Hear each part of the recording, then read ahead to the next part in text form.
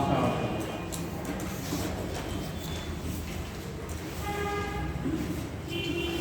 ठीक है। तो मानव सृष्टि में जीव की उत्पत्ति हुई, प्राणी मानव के रूप में जब आया तो उसने अपने जीवन में विकास के अलग अलग पद्धति को स्वीकार किया। तो पाषाण काल में एकदम खनाब दोष, जंगली उसका जीवन था। मानव का जो जीवन था वो था खनाब दोष। खनाब दोष का कहते हैं जंगली जीवन था। उनके पास ना घर था, ना मकान था, ना उनके पास खेती थी, खाने के लिए भी समस्या थी। तो उस समय मानव के उपयोग के लिए क्या चीज़ें थी? पत्थर तो थे ही, सिर्फ पहाड़ थे, जो है, और वनस्पति थी, पेड़ पौधे भी थे। तो मानव अपना जीवन कैसे जीता था? मानव जो है अपना जो जीवन था उसका पत्थर पर निर्भर था, पत्थर पर निर्भर था। वो पत्थर पर निर्भर था, और जब पत्थर पर निर्भर था तो उसने अपने लिए औजार बनाने शुरू किए। ठीक है, औजार बनाना शुरू किए।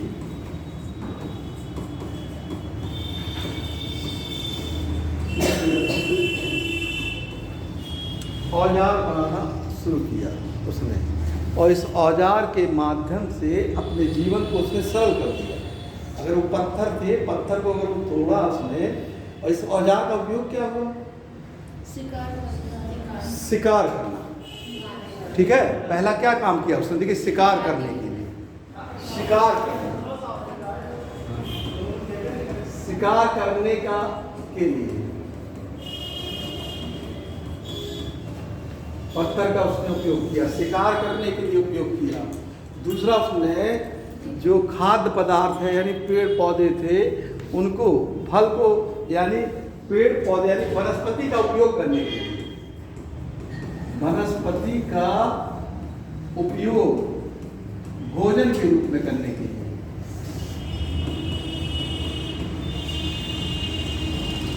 रूप में करने के लिए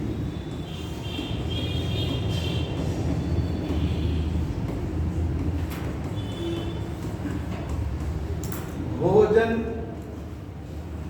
के रूप में करने के लिए उपयोग करने के लिए। तो ऐसे आज मनुष्य विकास करता गया। तो उसने क्या कहते हैं, फिर उसकी सबसे बड़ी क्या कहते हैं उस समय की जो सबसे बड़ी विकसित थी, जो इंटरटेनमेंट था, मनोरंजन था। आज क्या है इंटरटेनमेंट का साधन? क्या है? मोबाइल है, टीवी है। ठीक है, कि हम आपको जो है तुरंत क्या कहते हैं डाउनलोड करते हैं, देखना चाहते हैं तो कोई भी चीज़ हमको दिख जाती है। कोई भी चीज़ आपको आवश्यकता है तो आप क्लिक करेंगे, आप यहाँ बैठे बैठे सारी चीज़ें आपको आज उपलब्ध है। आप चाहें तो आप यहाँ से एक दिन के अंदर कहीं भी जाएंगे तो सारी सुविधाएँ आपको इंटरनेट के माध्यम से आपको मिल जाएगी, सब मिल जाएगी। तो आज व्यक्ति जो भौतिकवादी है वो सारी सुविधा ले सकता है। उसके पास पैसा होना चाहिए अकाउंट में, तो वो सारी सुविधा अपने संसाधन से ले सकता है, सभी चीज़ें उसको उपलब्ध हो सकती हैं। तो उस समय मनुष्य का सबसे बड़ी चीज़ कला में इंटरटेन क्या थी, तो वो क्या ऐसी चीज़ नया करता है। पत्थर तो उसने बना लिया, लेकिन नया चीज़ उसने क्या किया कि जिससे उसके जीवन में इंटरटेनमेंट, मनोरंजन का विकास हो सके, उसको लगे कि जीवन में ये उसके लिए। तो उस पाषाण काल में जब मनुष्य ने कला बनाया, चित्रकला बनाया या मूर्ति कला बनाया, वो उनके जीवन का, जैसे हमारे लिए एक लैपटॉप है या एक कार है, हवाई जहाज है, वैसे ही उनके लिए वो चित्रकला था। उस समय वो पेंटिंग करके जो चित्रकला की शुरुआत कर देते हैं वो उनके लिए बहुत ही उपयोगी था। तो चित्रकला की शुरुआत होती है पाषाण काल से ही। पाषाण काल को हम लोग 3 भागों में बांटते हैं, पूर्व पाषाण काल, मध्य पाषाण और नव पाषाण। तो पूर्व पाषाण काल और मध्य पाषाण काल, यानी मध्य जो पाषाण काल है वहाँ पर विकसित हुआ। और रायसेन जिले में भीमबेटका की गुफाएं हैं, सुना है भीमबेटका? भीमबेटका की गुफा,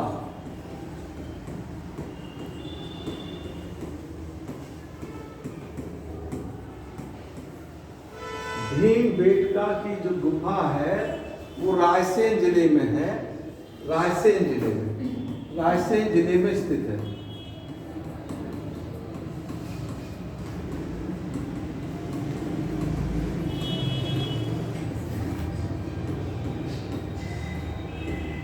मध्य पाषाण काल में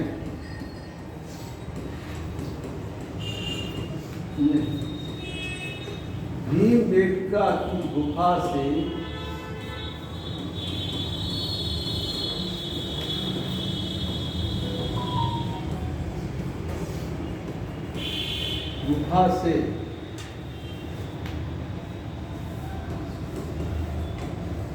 चित्रकला के विकसित रूप प्राप्त हुए, चित्रकला के विकसित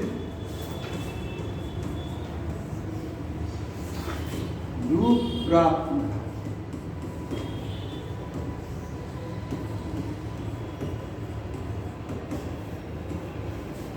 चित्रकला के विकसित रूप प्राप्त हुए हैं।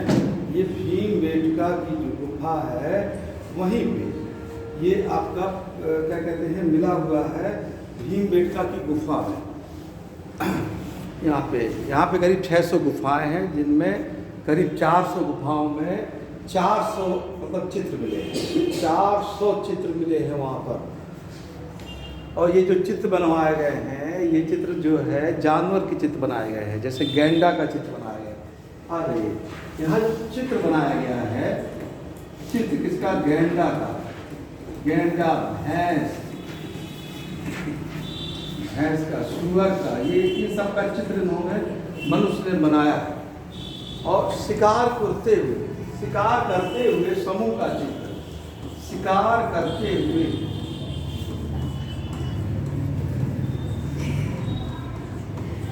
समूह का चित्र,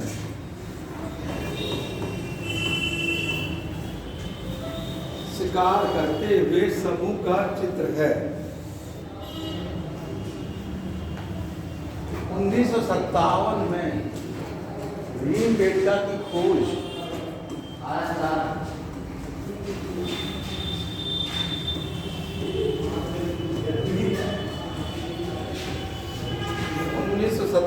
में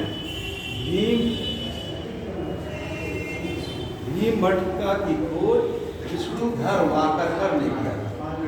विष्णुधर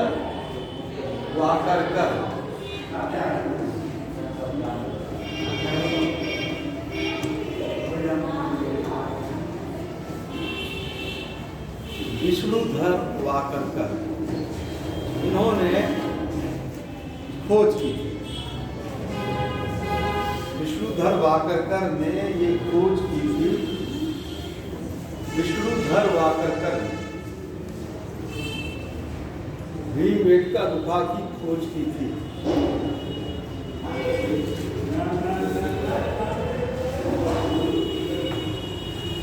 और भी चित्र मिले हैं, लेकिन भीमबेटका उस समय का फेमस चित्र था। ये रायसेन जिले में है। तो चित्रकला की जो मतलब पाषाण काल से ही हमको चित्रकला मिलने लगी थी।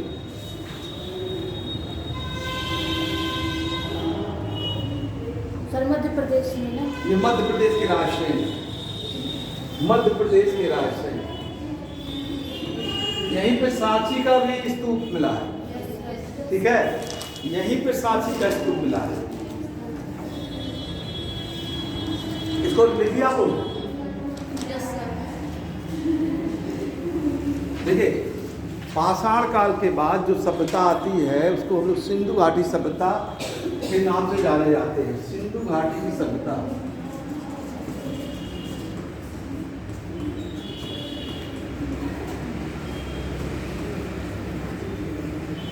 सिंधु घाटी की सभ्यता में भी चित्रकला बनता था। वहाँ भी चित्र बनाया जाता था। वहाँ जो चित्र बनते थे वो मिट्टी के बर्तन में, मिट्टी के बर्तन में बना है। मोहर पे बना हुआ है। मोहर में चित्र मिला है। एक बहुत फेमस मोहर मिली है मोहनजोदड़ो से। मोहनजोदड़ो से एक मोहर पर बाघ एवं हाथी का दाहिनी तरफ चित्र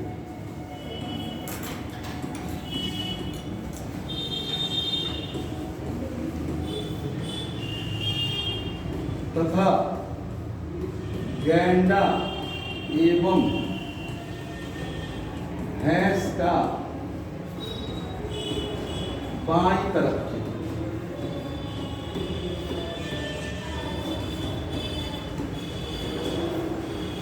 मोहनजोदड़ो से एक मोहर पर बाघ एवं हाथी का दाहिनी तरफ चित्र तथा गैंडा एवं भैंस का बाईं तरफ चित्र मिला है। सर एक ही मोहर पर? हाँ, एक ही एक ही मोहर, सिक्के पर? एक ही मोहर वहां पाई गई है। तो वहां पर इसी में एक व्यक्ति को ये योग करते हुए व्यक्ति का चित्र है, जिसे पशुपति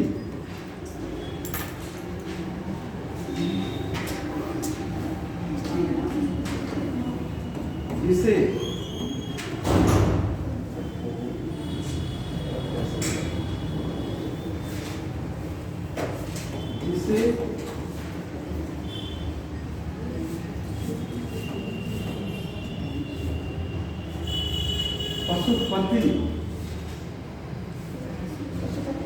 पशुपति का चित्र कहते हैं।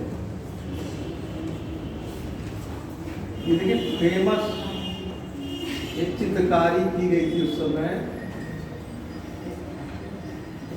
एक मोहर पर बाघ एवं हाथी का दाहिनी तरफ चित्र, गैंडा एवं भैंस का बाईं तरफ चित्र मिला है। योग करते हुए व्यक्ति, इसको शिव जी का आदि रूप माना जाता है। इसी को शिव का आदि रूप माना जाता है।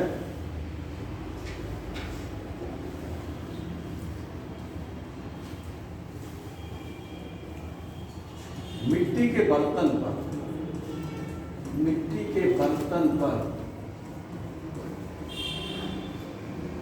के वृक्ष जैसे पीपल, बरगद, केला एवं नींबू का चित्र मिला है।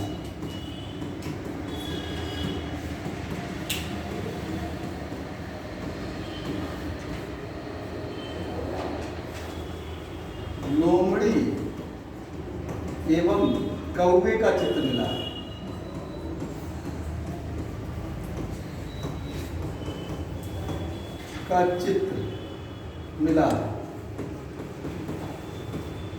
स्वास्तिक चिन्ह का चित्र मिला है।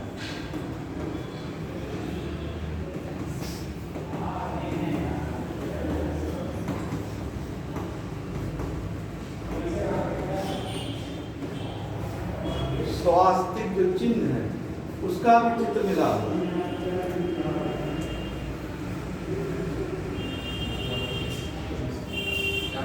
स्वास्तिक चिन्ह का चित्र मिला हुआ है।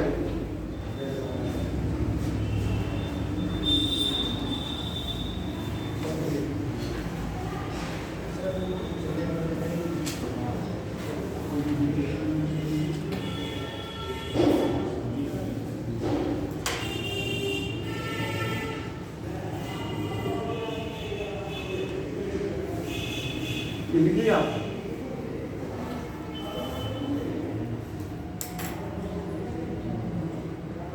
तो देखिए सिंधु घाटी में कई चित्र मिले हुए हैं। उस समय चित्र बनाए जाते थे। ये जो चित्र मिला है इसी आधार पर कहा गया है कि वहाँ पे बरगद था, पीपल था, केला था। क्योंकि हजारों साल पहले कोई वृक्ष अपने उसमें तो रह नहीं सकता है, वो तो जीवाश्म के रूप में चेंज हो जाता है। तो इसीलिए ये जो चित्र कर देख कर ही, जैसे मान लीजिए यहाँ कोई चित्र हम लोग खुदाई करें, यहाँ कोई इसके पीछे कोई चित्र मिले और फिर पुरातत्व की टीम आए, वो कह दे कि ये 2000 साल पुरानी जगह है, तो आप देख के ये कह सकते हैं कि ये यहाँ पर ये चीज़ था। आज से तुलना करके वही लिखा गया है। क्योंकि वो किताब में तो लिखी नहीं गई है। तो ये जो बर्तन में जो चीज देखा गया है उसी आधार पर सिंधु घाटी सभ्यता यानी पुरातत्व को देखकर ही लिखा गया है कि ये यहाँ पर था। तो ये चित्र मिले हुए हैं। इसको लिखिए आप लोग। देखिए सिंधु घाटी सभ्यता के बाद आपका आता है, देखिए वैदिक काल में। वैदिक काल में चित्रकला इतनी विकसित नहीं थी, चित्रकला बहुत ज़्यादा विकसित नहीं थी। उसके बाद आता है जैन धर्म, बौद्ध धर्म। उस समय कुछ चित्रकारी हुई जैन धर्म, बौद्ध। और मौर्य काल, मौर्य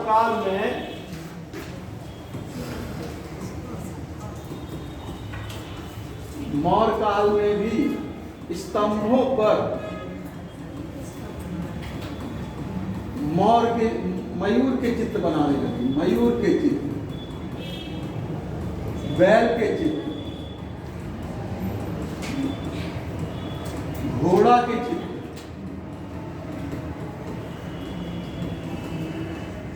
एवं हाथी के चित्र।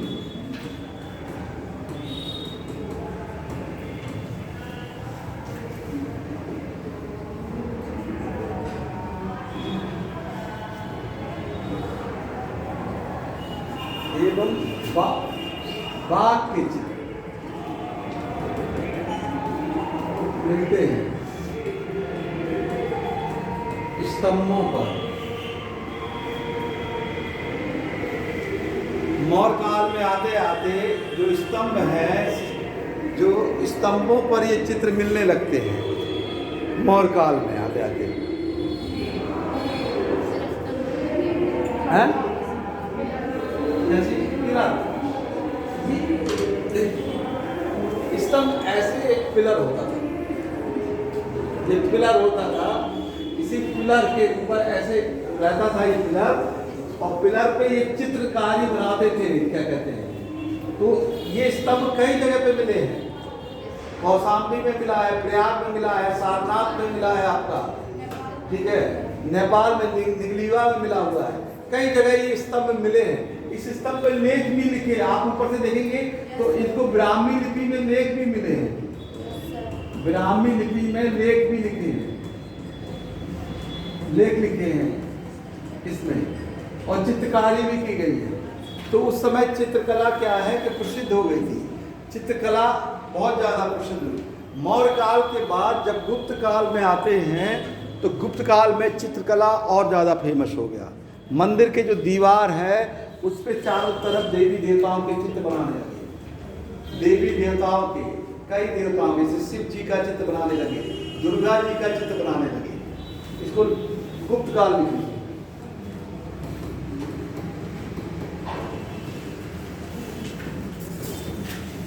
गुप्त काल में मंदिर की दीवारों पर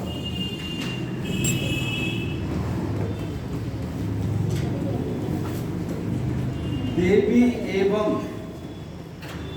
देवताओं के चित्र बनाए जाने लगा।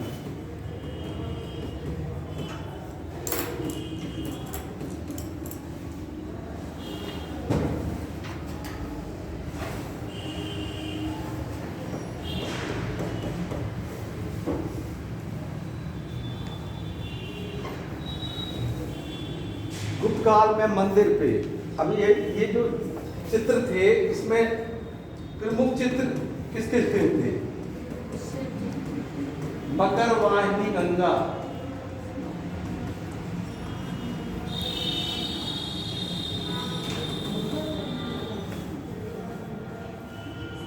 मकर वाहिनी गंगा के, विष्णु,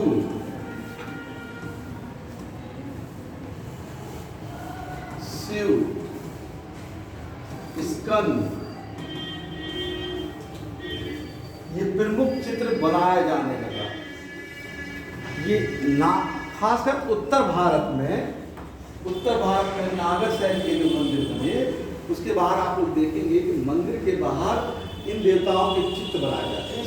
नागर शैली इन लोगों के चित्र बनाए जाने लगे और ये इनकी पहचान। इसके पहले नहीं बनते थे, यानी गुप्त काल से ये चित्र बनना प्रारंभ हो गया। गुप्त काल में ये चित्र बनना शुरू हो गया। काल आते आते एक चित्रकला की खोज हो गई। उसके पहले मतलब गुप्त काल में भी चित्रकला थी और उसके बाद भी। तो महाराष्ट्र के औरंगाबाद जिले में अजंता है, ठीक है, सुना है। एक अजंता है, एक एलोरा है, एक बाघ की गुफा है, ठीक है। तो अजंता के चित्र, ये विश्व के फेमस चित्र है। अजंता का चित्र, अजंता का चित्र लिख लीजिए। महाराष्ट्र के औरंगाबाद जिले में, महाराष्ट्र के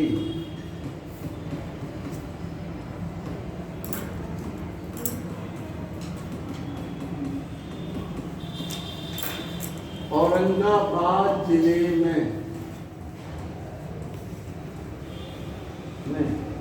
अजंता नामक स्थान पर प्राचीन चित्रकला के साक्ष्य मिले हैं।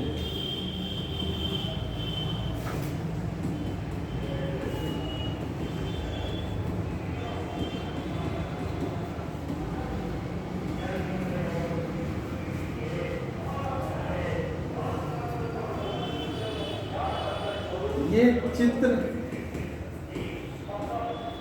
सातवाहन का,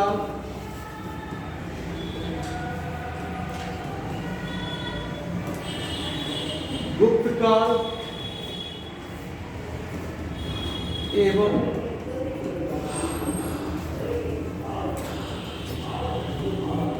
चालुक्य वंश से संबंधित है।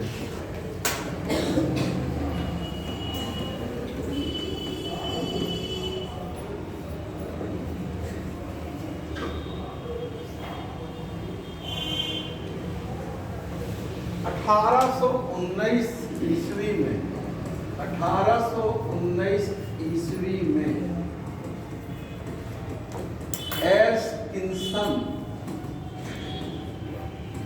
एर्स्किंसन ने अजंता के चित्र को खोजा।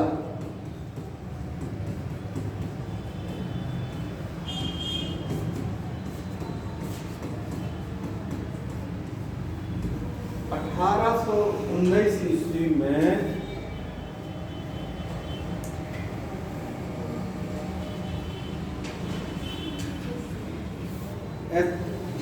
खोजा। 1824 ईस्वी में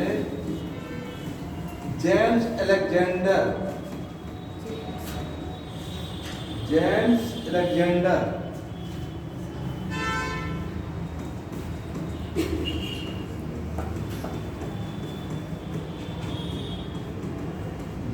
ने इसको सार्वजनिक किया।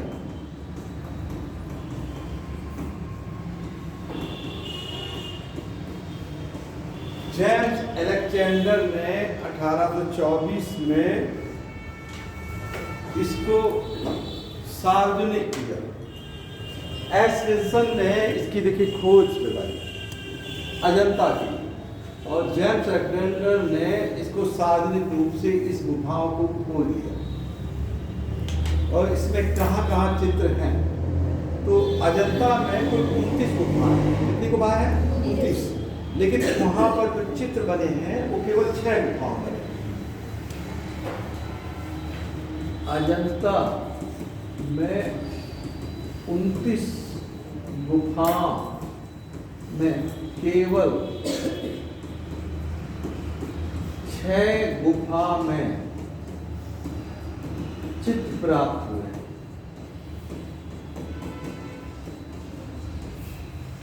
केवल 6 गुफा में चित्र प्राप्त हुए हैं।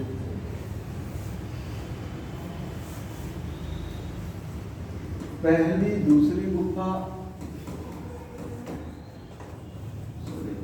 गुफा, नवीं 10वीं गुफा और 16वीं एवं 17वीं गुफा में चित्र प्राप्त हुआ है। 16वीं एवं 17वीं गुफा के चित्र प्राप्त हुए हैं। 9वीं एवं 10वीं गुफा के चित्र सबसे प्राचीन है।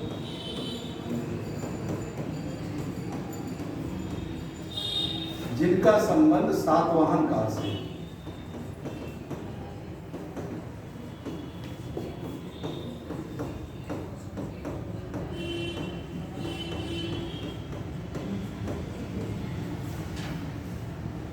जिनका संबंध सातवाहन काल से है।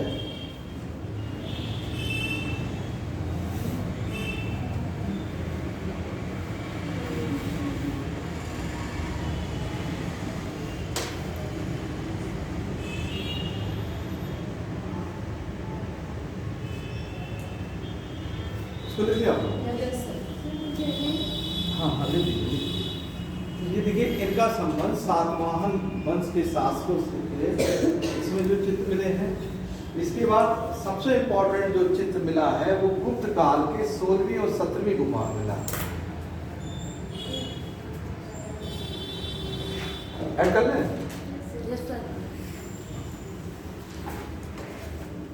16वीं एवं 17वीं गुफा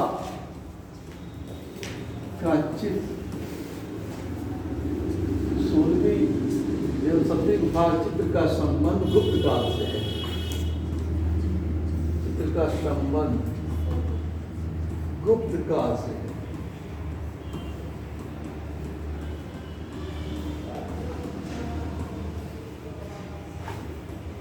सोलहवीं 17वीं गुफा का जो संबंध है वह है गुप्त काल से।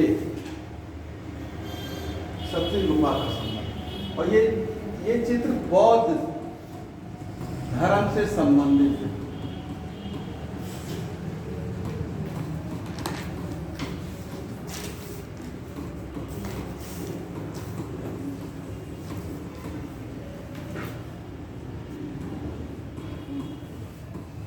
ये चित्र बौद्ध धर्म से संबंधित है। 16वीं गुफा का चित्र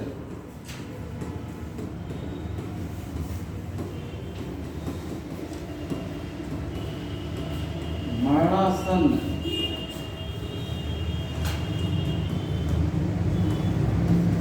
राजकुमारी का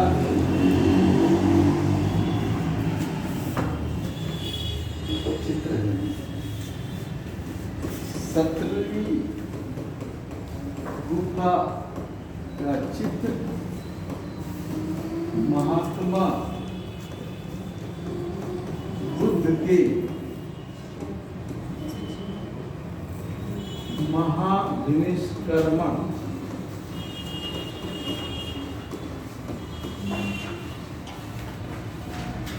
से संबंधित चित्र है।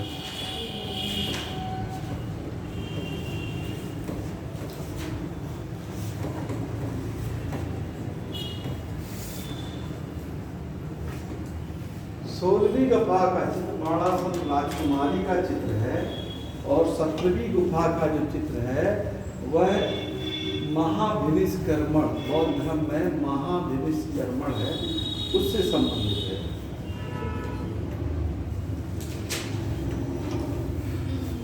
तो मरणासन राजकुमारी 16वीं गुफा का जो चित्र है वो मरणासन राजकुमारी महात्मा बुद्ध की पत्नी थी। क्या नाम था? यशोधरा। ये यशोधरा का चित्र बनाया गया है 16वीं गुफा में। यशोधरा का चित्र बनाया गया है। उनको मरणासन क्यों दिखाया गया? मरणासन मतलब नहीं समझ में आता। मरणासन मरे हुए आसन में नहीं, मरे हुए आसन में नहीं, अचेत अवस्था में एक ऐसा लगा है कि वो मर ही जाएंगे, मतलब ऐसा ही लिखा है। क्योंकि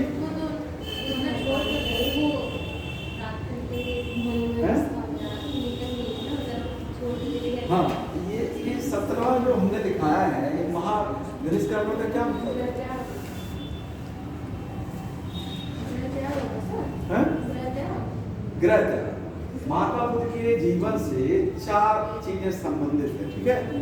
महात्मा गांधी, एक तो महात्मा गांधी का जन्म हुआ, फिर उन्होंने घर को छोड़ते हैं तो उसको क्या कहलाता है?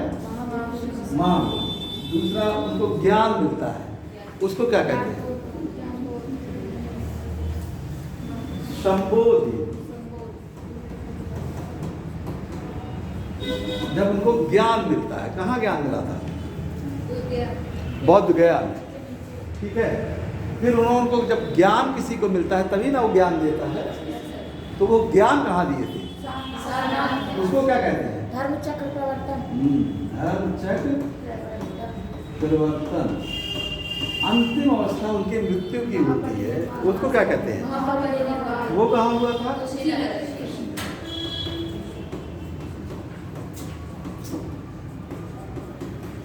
ये तो ये इसमें से जब वो घर छोड़ रहे थे तब उनका विवाह हो चुका था, उनका एक लड़का भी था, क्या? राहुल।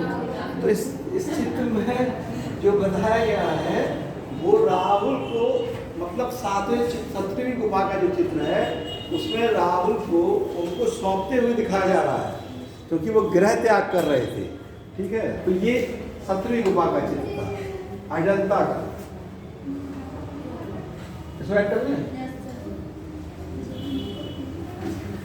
तो ये 16वीं 9वीं 10वीं हो गया, 16वीं 7वीं और पहली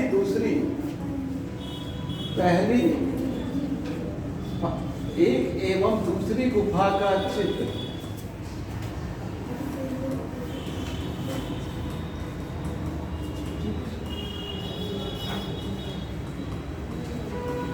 चालुक्य वंश के पुलकेशिन द्वितीय के समय का चित्र है।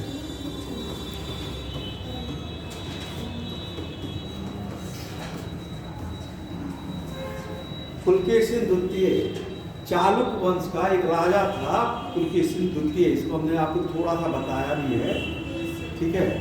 इस चित्र में जो राजा है वो राजदूत का अभिवादन स्वीकार कर रहा है, ठीक है।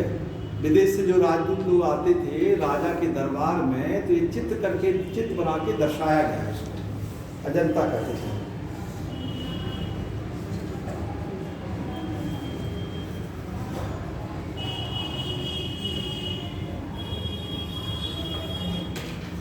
अब आता है बाघ का चित्र। मध्य प्रदेश के ग्वालियर में, मध्य प्रदेश के ग्वालियर में या धार, मध्य प्रदेश के धार जिले में, अब धार जिले में बाघ की गुफा में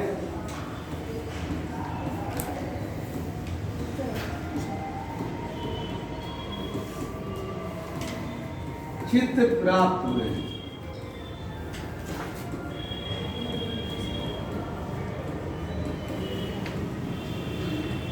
धार जिले में चित्र प्राप्त हुए।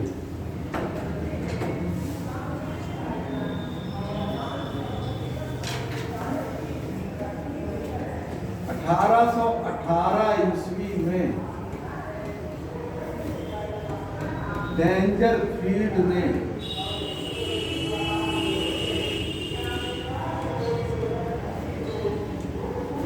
बाघ गुफा की खोज की थी।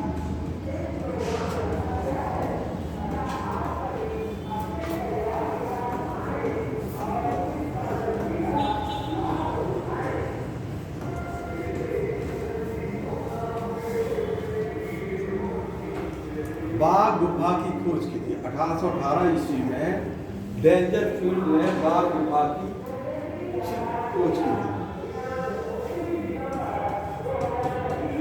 बाघ की गुफा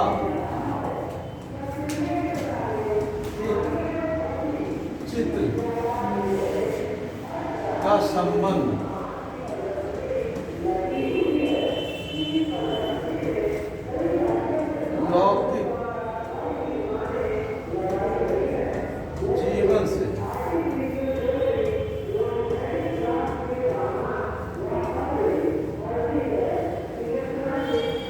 लौकिक जीवन से है। इनका जो संबंध है वह लौकिक जीवन से है। मतलब ये जो अजंता का चित्र है वो धार्मिक से संबंधित है, महात्मा बुद्ध के बौद्ध धर्म से। और ये जो चित्र है लौकिक, लौकिक का मतलब ये हो गया कि यहाँ पर समूह के लोग नृत्य करते हुए कोई कार्यक्रम में जा रहे हैं। मतलब तो कुछ लोग, मान लीजिए कोई कार्यक्रम हुआ और कुछ लोग इकट्ठा हुए हैं, तो वो आपस में उस चित्र में कई लोगों को समूह के रूप में दर्शाया गया है। कई लोगों को समूह में दर्शाया गया है।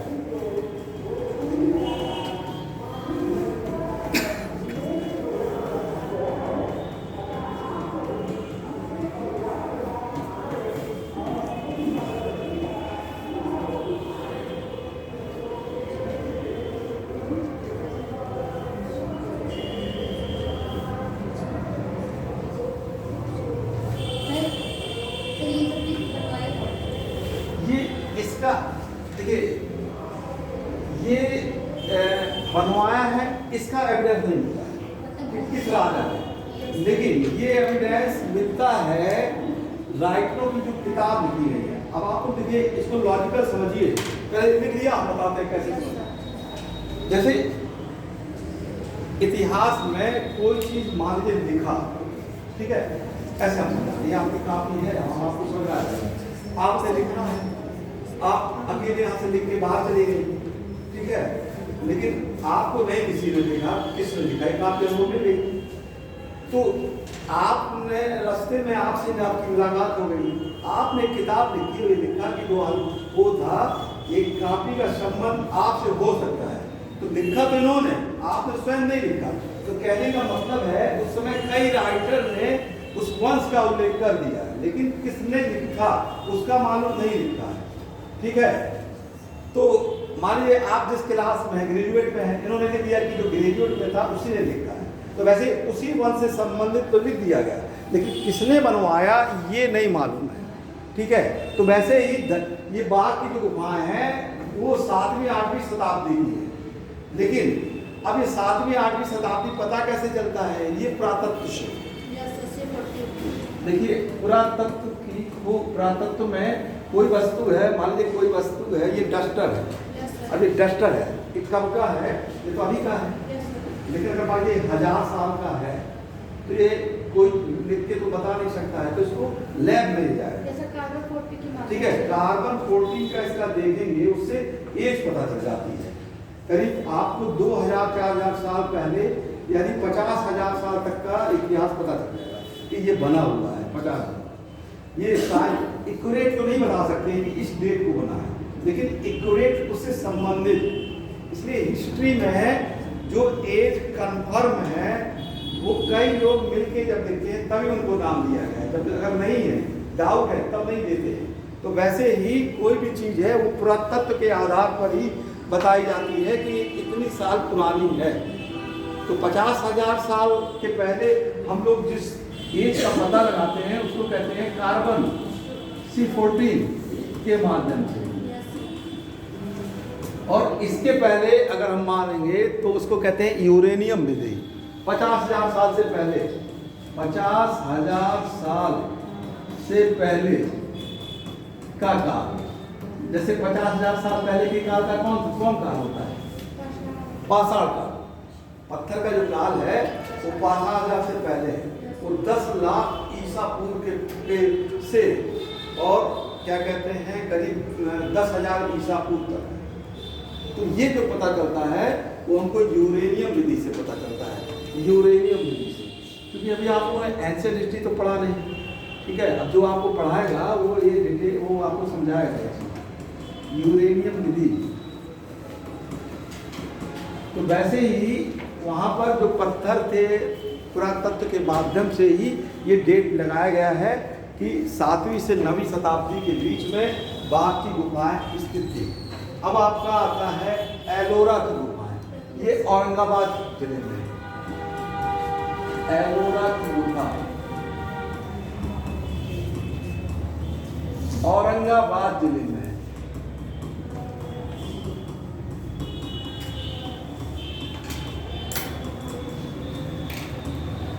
यहाँ पर भी बौद्ध धर्म के जीवन से संबंधित चित्रकारी की है। बौद्ध धर्म से संबंधित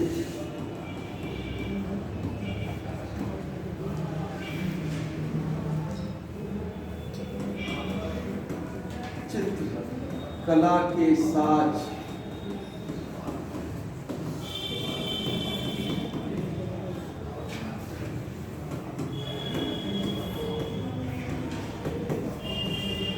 बौद्ध धर्म से संबंधित चित्रकला के साज प्राप्त होते हैं।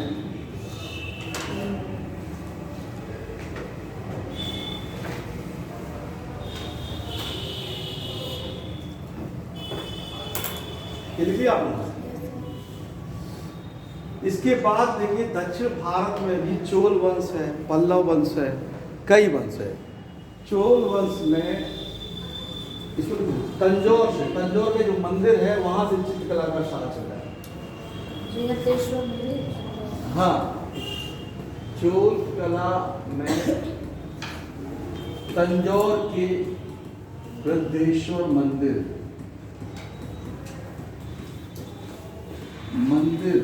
में चित्रकला के साज में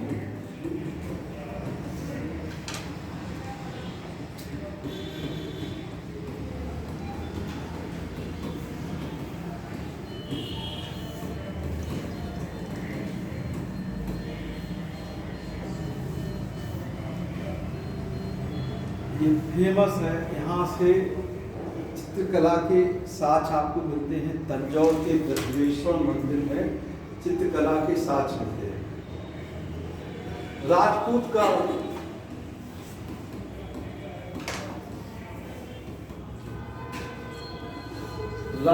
काल में ज्यादातर चंदेल वंश के जो मंदिर हैं खजुराहो में, वहां भी चित्रकला मिलती है। चंदेल वंश के शासकों द्वारा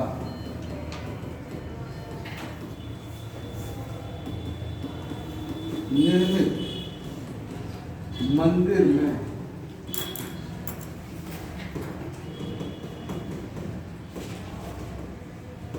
चित्रकला के साज प्राप्त होते हैं।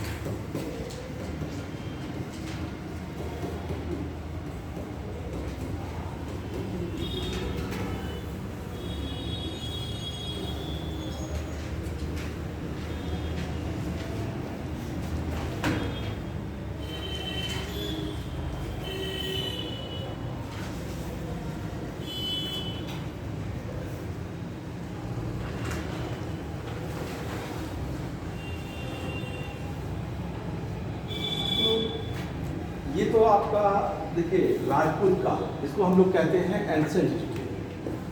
अब आता है मध्यकाल हिस्ट्री, क्योंकि ये आपका एक ही दिन में चित्रकला का सब बताना है, सारी चीज़ें।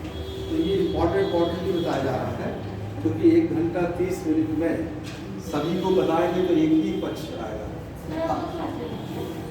तो टॉपिक तो एक ही दिन का है सर। नागर शैली में ज़्यादा चित्रकला मतलब किया गया है या फिर द्रविड़ शैली में? देखिए चित्रकला तो ज़्यादातर नागर शैली में किया गया है। नागर शैली के आप मंदिर देखेंगे तो वहाँ पर सबसे ज़्यादा चित्र बनाया जाता है। सर मूर्ति कला सबसे ज़्यादा द्रविड़ शैली में किया गया है सर। द्रविड़ शैली में मूर्ति बहुत बनी हुई है, बहुत ज़्यादा। बड़े बड़े विमान बनाए गए हैं, मूर्ति बनाते थे। मंदिर में मूर्ति ज़्यादा रखते थे द्रविड़ शैली में।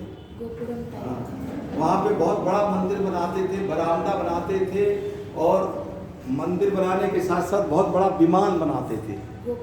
हाँ, गोपुरम मतलब होता है दरवाजा, दरवाजा बनाते थे। एक मान लीजिए मंदिर बनाना है, आप लोग सब भूल जाइए, गोरखनाथ का मंदिर तो गए हैं ना।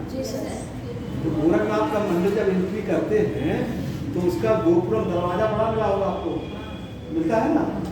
तो फिर आप देखते होंगे प्रांगण मिलता है आपको जब एंट्री करे, और लेफ्ट साइड देखते हैं नदी मिलती है ना, तो मिलती है। तो दक्षिण भारत के जो द्रविड़ शैली का मंदिर वैसे ही बनाया जाता था। उसके बाद जब आप सीढ़ियों के बाद एंट्री करते हैं तो आपको स्तंभ मिलता है और बहुत बड़ा ऐसे ही बरामदा मिलता है। तो उस बरामदे को क्या बोलते हैं? मंडप बोलते हैं। मंडप मिलते हैं। फिर आप रेलिंग के बाहर जो मंदिर देखते हैं और जो भी वहाँ पे मूर्ति स्थापित है उसको कहते हैं गर्भगृह। जहाँ भी मंदिर स्थापित है, मूर्ति स्थापित है, और मूर्ति के ऊपर जो चौकोर ऐसे बनाया जाता है, ऐसे, ठीक है, शिखर, इसको विमान भी बोलते हैं, ठीक है, इसको शिखर। और ये आगे जाके अलग अलग तरीके, ये मतलब यहाँ पे देखिए,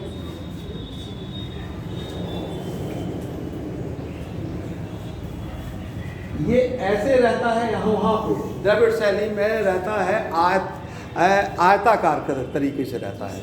और यहाँ पे नागर शैली में ये तिकोना हो जाता है, जाते जाते तिकोना हो जाएगा, और यहीं पे कलश रखा जाता है गोल का, यहाँ पे कलश रखा जाता है, और ऐसे क्या कहते हैं, एक झंडा कर देते हैं तो वही आकार मिलता है, तो ये विमान बन जाता है।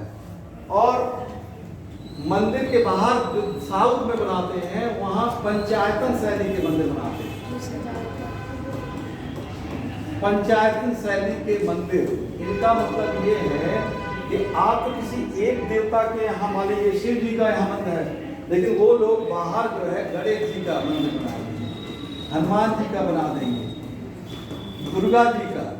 ये बाद में नागर शैली में भी लेने लगे, छोटे छोटे मंदिरों के साथ छोटा छोटा 5 देवताओं की और पूजा की जाने लगी, तो उसको बोलते हैं पंचायतन शैली का मंदिर। और सर जो मुख्य भगवान जो होते हैं वहाँ उनका मतलब शिखर बहुत ऊंचा होता है। हाँ, तो वो तो ऊंचा होता ही है, लेकिन सबसे ज़्यादा ऊंचाई पे बनाते हैं दक्षिण भारत में, जो शिखर या उसको विमान बोलते हैं, वो सबसे ज़्यादा ऊंचा होता है साउथ इंडिया में, द्रविड़ शैली में।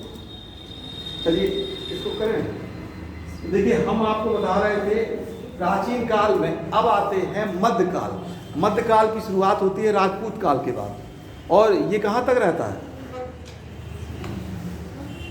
मध्यकाल? देखिए, आप लोग 100 बेसिक जरूर समझ रखें। एक तो होता है प्राचीन इतिहास, ठीक है, अब आता है मध्यकालीन इतिहास।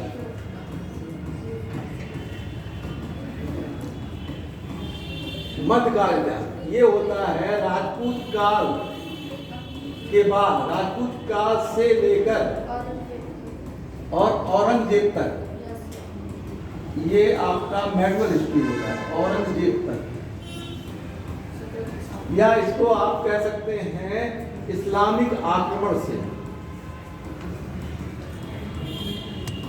से लेकर औरंगजेब के काल तक को हम लोग मेडवल हिस्ट्री में लेते हैं, मध्यकालीन इतिहास में लेते हैं। तो इस्लाम धर्म में वास्तव में चित्रकला में परहेज था, वहाँ पे चित्रकला को नहीं, मतलब उस समय क्या कहते हैं, चित्रकला को मान्यता नहीं थी, लेकिन फिर भी उस समय कहीं कहीं थोड़ा बहुत चित्रकला सल्तनत काल में मिलता है। तो सल्तनत काल में के पहले ही गजनवी आता है, महमूद गजनवी आता है, उसके काल का एक इतिहासकार रहता है बेहाकी, उसने लिखा है, तो लिख लीजिए महमूद गजनवी के काल का इतिहासकार बेहाकी, इतिहासकार बेहाकी बेहाकी ने सर्वप्रथम चित्र बनाने का उल्लेख किया है।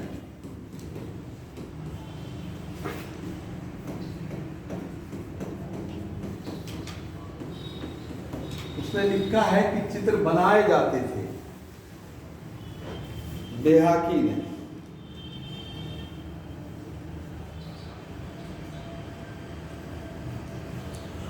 हरमन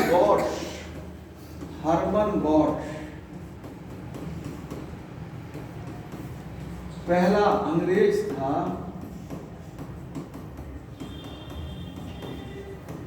जिसने सल्तनत काल में चित्र बनाए जाने का वर्णन किया है।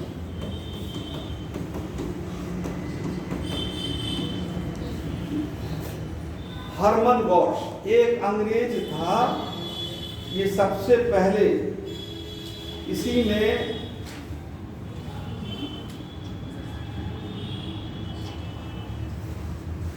ने उल्लेख किया कि चित्र जो है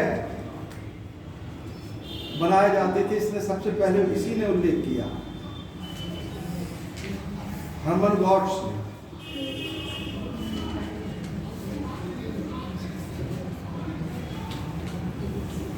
देख लीजिए, अफीफ ने फिरोज शाह तुगलक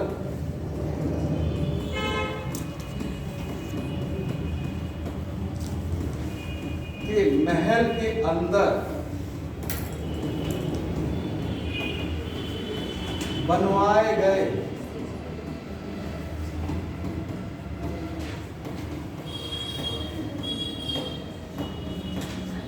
चित्र का उल्लेख किया है।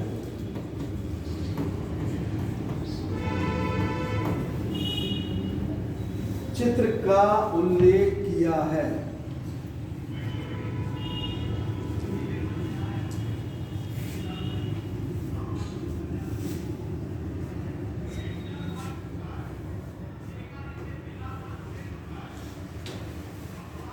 इसने बताया है अफीफ ने कि उनके जो है रेजिडेंस में, आवास पे चित्र बनाए गए थे, इसका उल्लेख किया है। अमीर खुसरो ने अपनी एक किताब उनकी खमसा, इसको लिख लिया आपको? लिख लीजिए। अमीर खुसरो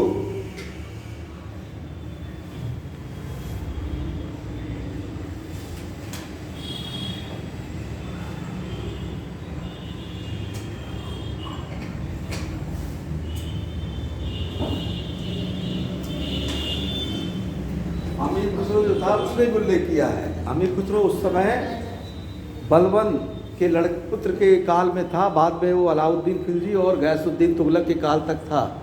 उसने भी यह उल्लेख किया है कि उस समय में चित्र बनाए जाते थे।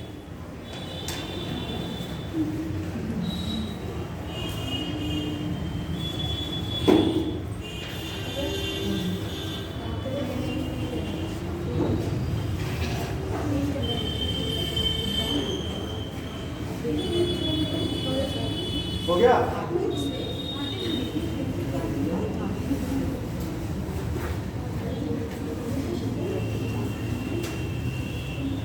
अमीर खुसरो ने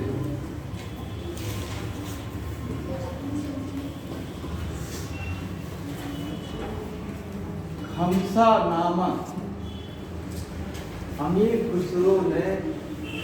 नामक पांडुलिपि में चित्र बनाए जाने का साक्ष्य दिया है।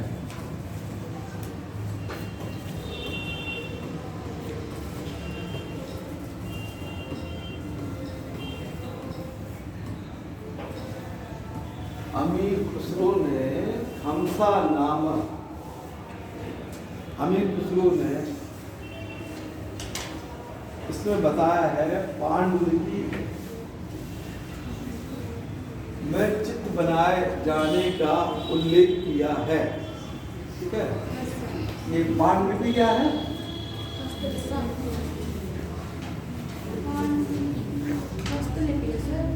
हस्तलिपि। ताड़ के पत्तों पे लिखा जाता था।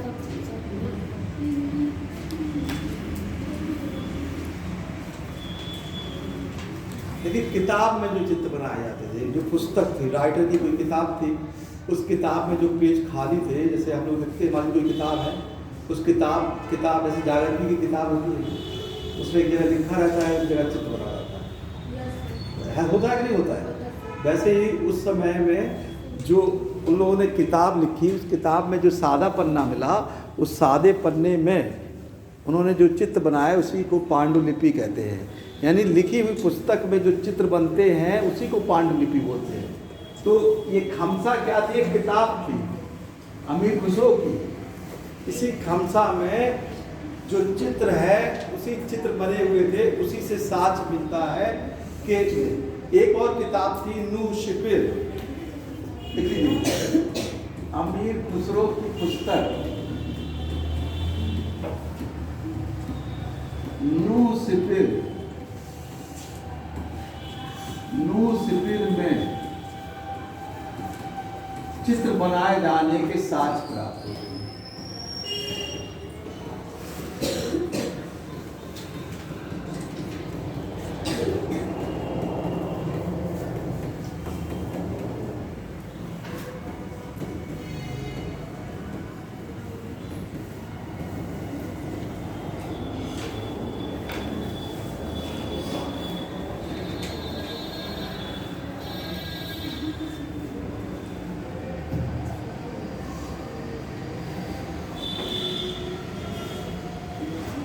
ये तो देखिए सल्तनत काल में और ज़्यादा चित्रकला का बहुत ज़्यादा साच नहीं मिलता है।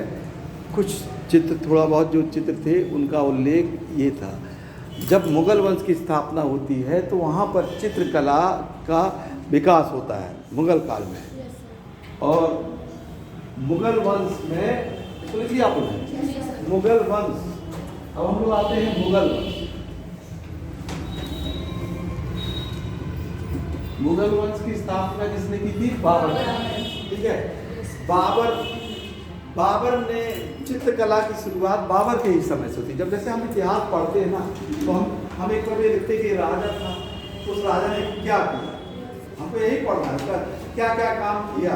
ठीक है, उसने जीवन में बहुत काम किए होंगे, लेकिन उसको याद कुछ ही काम से जाना जाता है। तो उसने क्या चित्रकला में कोई योगदान दिया है कि नहीं दिया? तो उसके समय का एक चित्रकार का नाम उल्लेख है, उसने अपनी किताब लिखी थी। कौन सी किताब लिखी थी? बाबर ने। ठीक है, उसने अपनी किताब लिखी और उस किताब में एक चित्रकार का वो नाम भी बताता है, बीजाद। लिख लीजिए, बाबर के समय बीजाद नामक चित्रकार का उल्लेख मिलता है।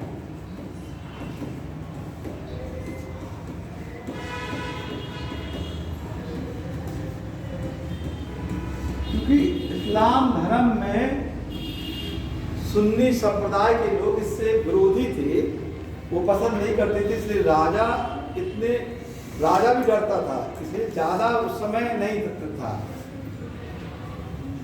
तो बीजाद एक छोटा सा चित्रकार तो था, लेकिन वो नहीं। हुमायूं अब आता है, बाबर के बाद हुमायूं। तो हुमायूं जब गद्दी पर बैठता है तो इसकी हार हो जाती है। ये दो हार हारता है शेरशाह सूरी से। कौन कौन सा हारता है? दो पराजय हुई थी, उसका 2 युद्ध शेरशाह सूरी से वो हारता है। कौन सा युद्ध हुआ था? चौसा का युद्ध। और 1540 में कन्नौज या बिलग्राम का। बिल्कुल याद कर लीजिए, इसको दिमाग में बैठाइए, ये तो बहुत सिंपल क्वेश्चन है। ठीक है, 1539 और 1540, या तो हमसे डिस्कशन करिए रोज, ठीक है, फोन पे, तब याद रहेगा। याद तो करना ही पड़ेगा, चाहे आप डिस्कशन करिए, आपस में करिए, तो करिए, पढ़ना तो पड़ेगा ही, भूल तो जाएगा ही, भूलना तो पड़ेगा ही। लेकिन इतिहास को अगर छोड़ दिए 1 महीने, जितना हम पढ़ाएं सब जीरो, बिल्कुल भूल जाएगा, एकदम भूल जाएगा। उसको पढ़ना पड़ेगा, करीब 10 बार पढ़ना पड़ेगा, और 10 बार जब क्वेश्चन हल करेंगे तब वो कहीं सेट बैठेगा दिमाग में। तो 1539 में लड़ाई होती है चौसा की, और 1540 में, अब हम इसी में घुमा के क्वेश्चन पूछ लें आप मुझसे कि किस युद्ध में शेरशाह की लड़ाई में वो नदी में गिर जाता है भाई? चौसा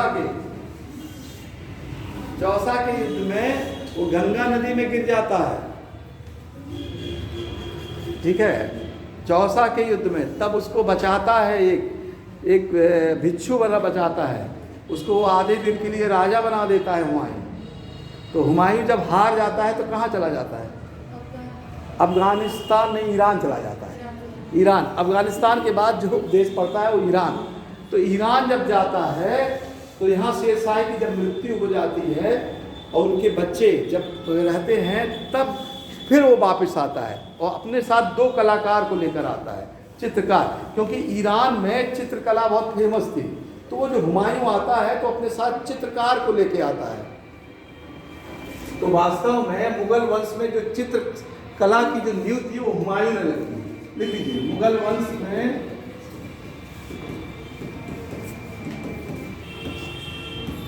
हुमायूं ने चित्रकला की नींव रखी।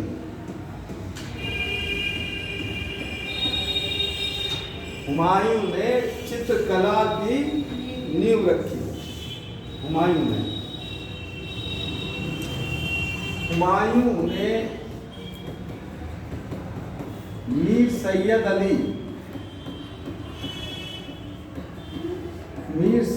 अली एवं अब्दुल समद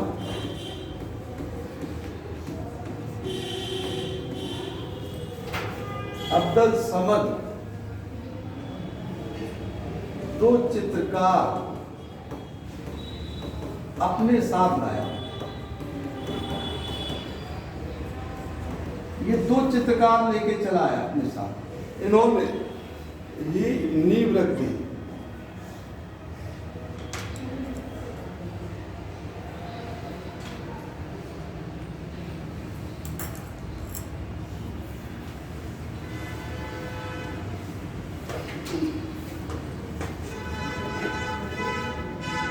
हमजा नामक चित्रकला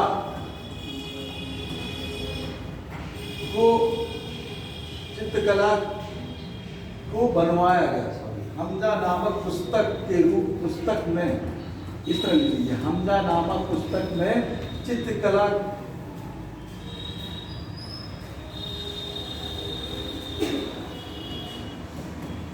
को बनाया गया। ये हमजा नामक एक जो है ये पुस्तक थी, इसी में चित्रकला की शुरुआत होती है।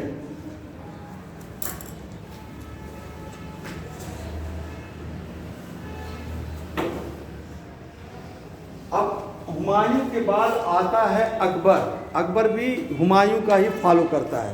जैसे हुमायूं चित्रकला में शौकीन थे, अकबर ने महाभारत का अनुवाद कराया था, महाभारत का और रामायण। तो महाभारत का उन्होंने जो अनुवाद कराया था उसको कहा जाता है रजनामा। ठीक है, अभी एक क्वेश्चन आ जाए कि महाभारत का अनुवाद किस नाम से करवाया था? रजनामा। तो अकबर ने रजनामा जो किताब थी उसी पे चित्रकला बनवाया। इसको ऐड करते हैं। अकबर ने रजनामा महाभारत का अनुवाद में चित्रों का निर्माण कराया।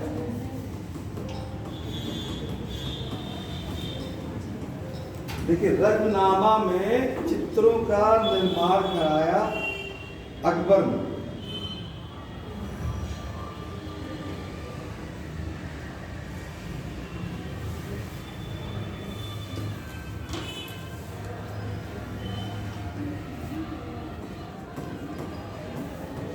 अकबर के समय के प्रमुख चित्रकार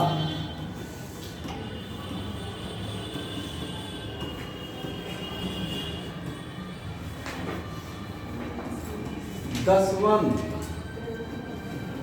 एवं बसावन था।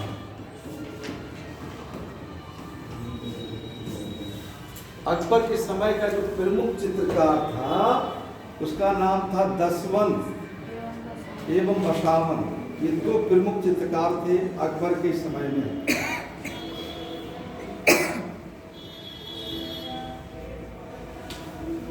बसावन ने एक चित्र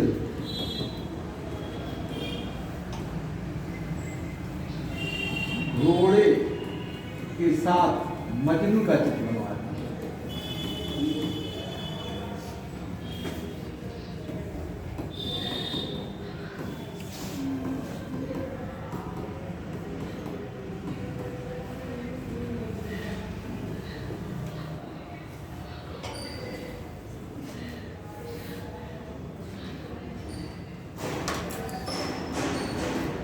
अकबर के समय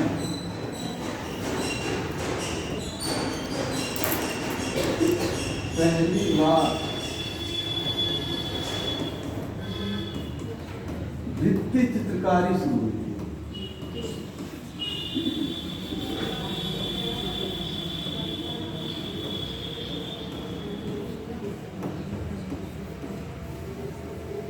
अकबर के समय पहली बार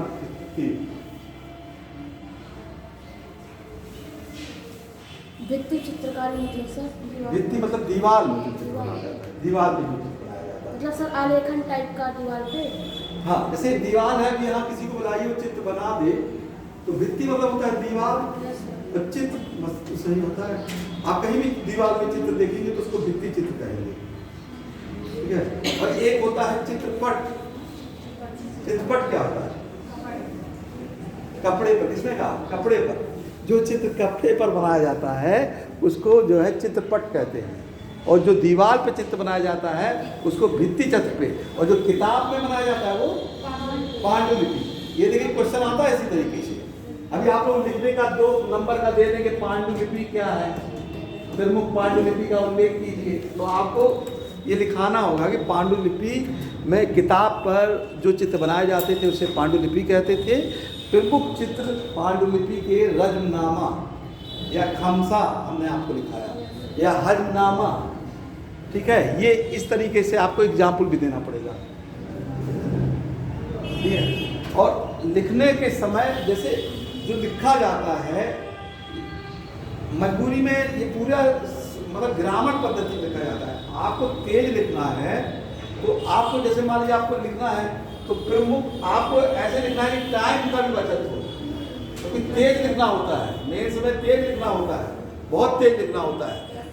कला लिखने की होती है उसमें, या आप तो सबको मान लीजिए है 40% को, लेकिन जो जल्दी लिख ले जाता है और तरीके से लिख देगा उसी को नंबर मिलता है।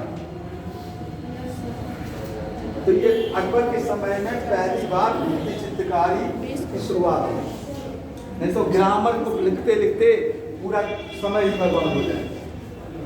इसलिए लिखने की प्रैक्टिस भी करते रहना चाहिए। इसको अब आता है जहांगीर का काल।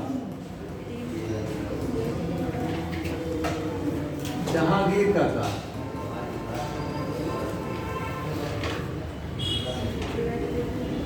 जहांगीर के काल में छवि चित्रकारी में विकास हुआ, छवि चित्रकारी का विकास हुआ, छवि चित्रकारी का विकास हुआ।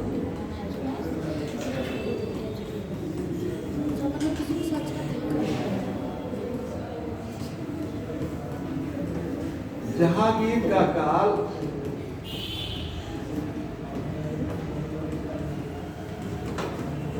चित्रकला का स्वर्ण काल कहा जाता है।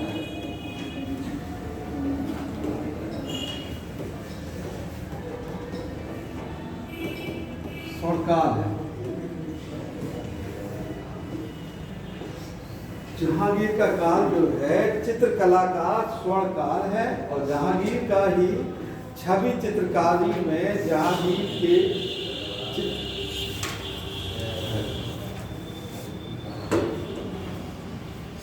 छवि चित्रकारी का मतलब होता है कि देख कर चित्र बनाना। जैसे हम आपकी फोटो बना के या चित्र बना दें, या किसी को देखे तुरंत चित्र इसको बना दें। ये जहांगीर को बहुत शौक था। उसने अपने दरबार में इतने चित्रकार रखे कि वो विदेश भी भेजता था, और बहुत जगह भेजता था कि वो चित्र बना के लाए, दरबार के चित्र बना के ले आए। उसने अपना भी चित्र बनवाया था, ठीक है। जहांगीर की फोटो तो है नहीं हम लोग के पास, तो जहांगीर की जो जिसने उस समय जो चित्र बनाया था वो रखा हुआ है।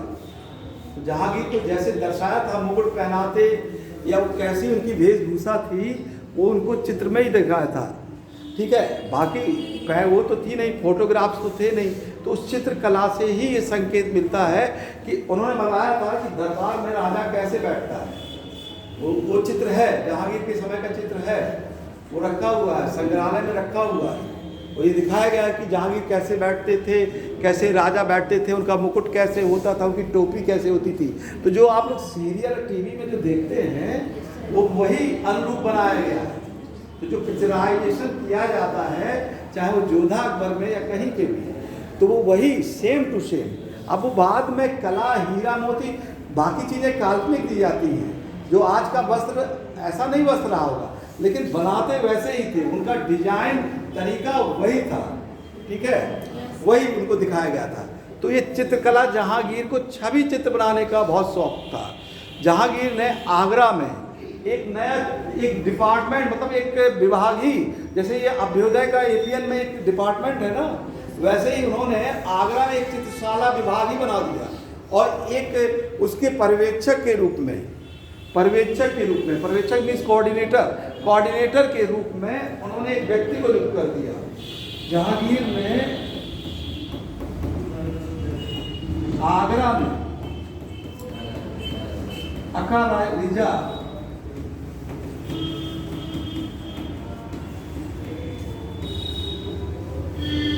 के पर्यवेक्षक के रूप में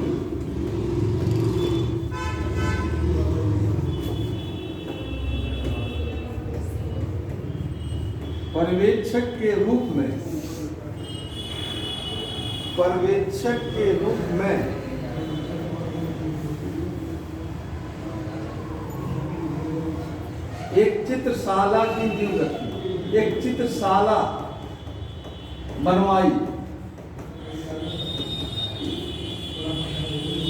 नींव तो हुमायूं ने ही रखी थी चित्रशाला की। इन्होंने एक जहांगीर के काल के प्रमुख चित्रकार,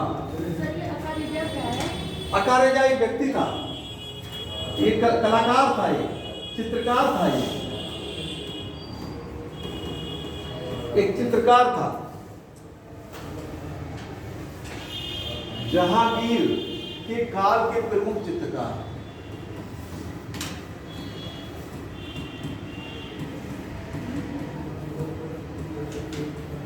जहांगीर काल के प्रमुख चित्रकार फारूक बेग, बिशनदास, फारूक बेग, बिशनदास, मंसूर, अबुल हसन मंसूर,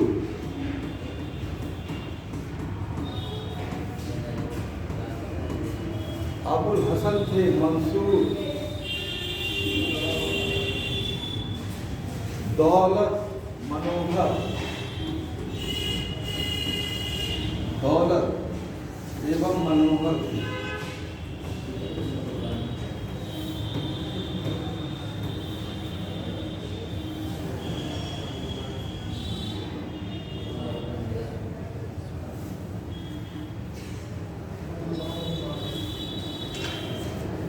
तो कुछ चित्रकार इसके काल में जो बहुत प्रसिद्ध थे, जहांगीर काल का प्रमुख चित्रकार बिशनदास था। इसको ऐड कर लें क्या?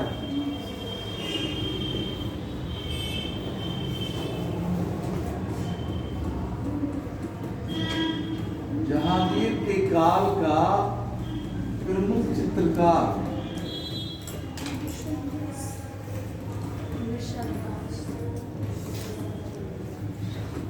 बिशनदास था।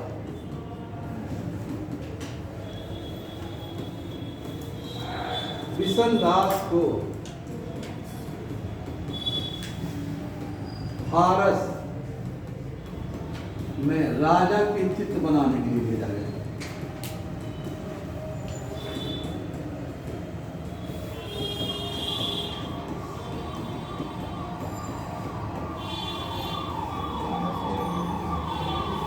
बिशनदास को राजा के चित्र बनाने के लिए भेजा था।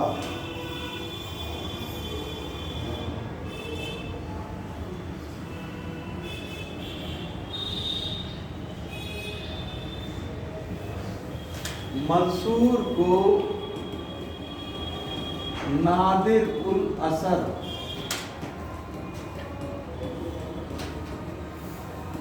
तथा अबुल हसन को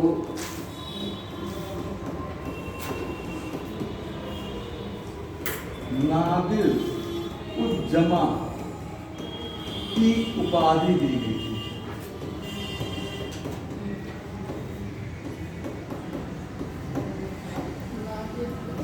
मंसूर प्रमुख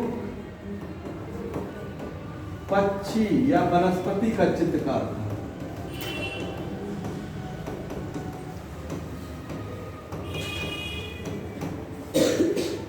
मंसूर को नादिर उल असर तथा अबुल हसन को नादिर उज जमा की उपाधि दे दी गई थी।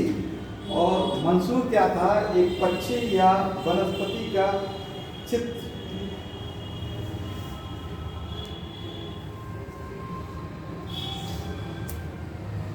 दी गई थी। मंसूर ने साइबेरिया के सारस का चित्र बनाया था।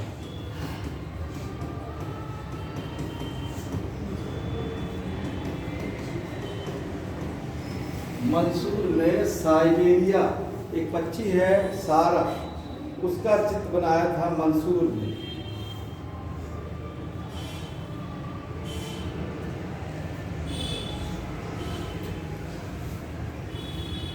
अबुल हसन ने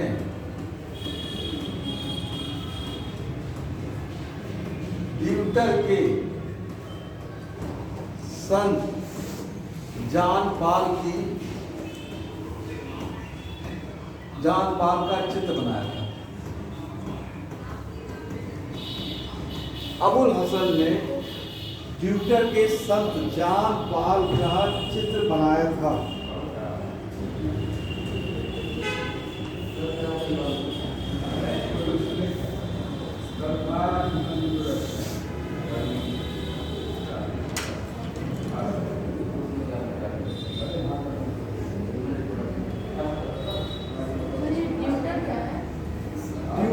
एक जगह है यूरोप में, ज्यूटर एक जगह है, वहाँ के वो संत थे, ईसाई फादर उसको बोलते हैं, चर्च के। वो संत जॉन पॉल थे, उन्होंने वो बनाए थे। अब ये आते हैं अगले जहांगीर के बाद आता है शाहजहां में भी चित्र बना। शाहजहां में प्रभा मंडल के चित्र ज्यादा बने।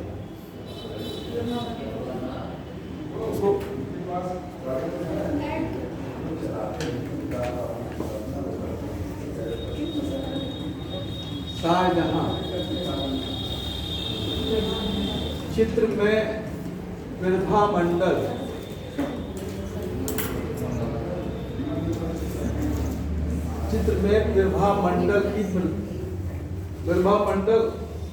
की प्रधानता को दिखाया गया।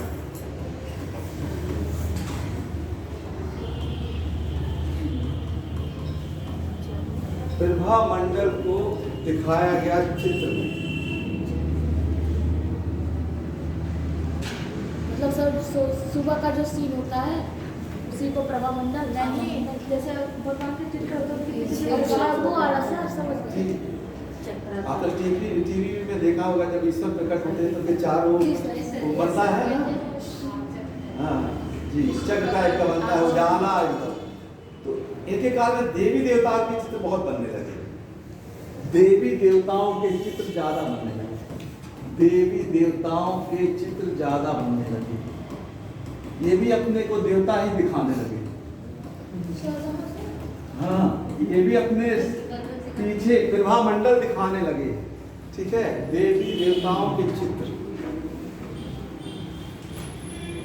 ये जो प्रभा मंडल है तभी तो आज दिखाया जाता है प्रभा मंडल। देवी संरक्षण में चित्र। इसके समय के प्रमुख चित्रकार शाहजहां के समय में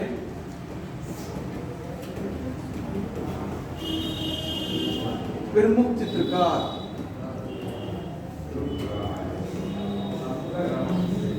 शाहजहां के समय के प्रमुख चित्रकार फकीरुल्लाह।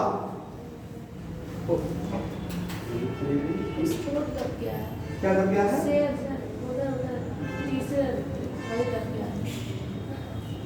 चलिए शाहजहां के हासिल, इनके चित्रकार, कभी पूछता है कि कौन कौन चित्रकार। हासिल इनके चित्रकार हैं प्रमुख। हासिल, फकीरुल्लाह, हासिल क्या, मीर हासिल लिखेंगे, मीर हासिल, फकीरुल्लाह,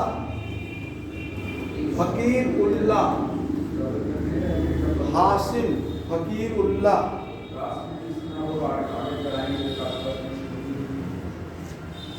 मोहम्मद नादिर, अनूप, ये इनके समय के प्रमुख चित्रकार थे।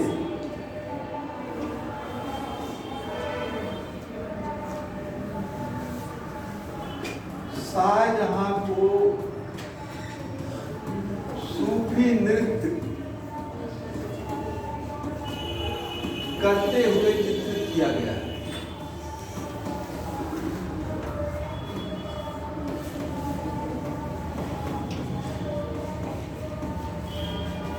शाहजहां को सूफी नृत्य करते हुए चित्रित किया गया है।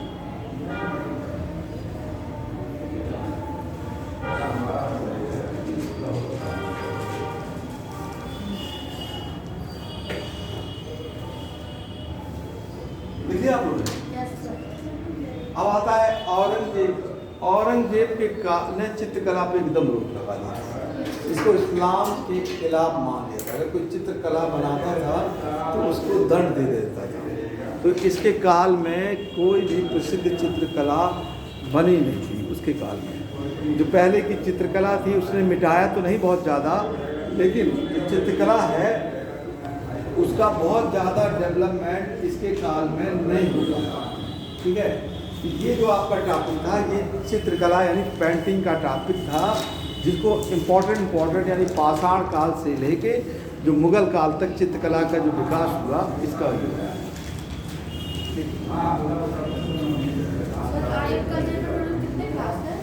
आर्ट एंड कल्चर में हमारा 8 क्लास है, 8 क्लास है। 4 हो गया, 4 और बचा है जो हमको लगता है।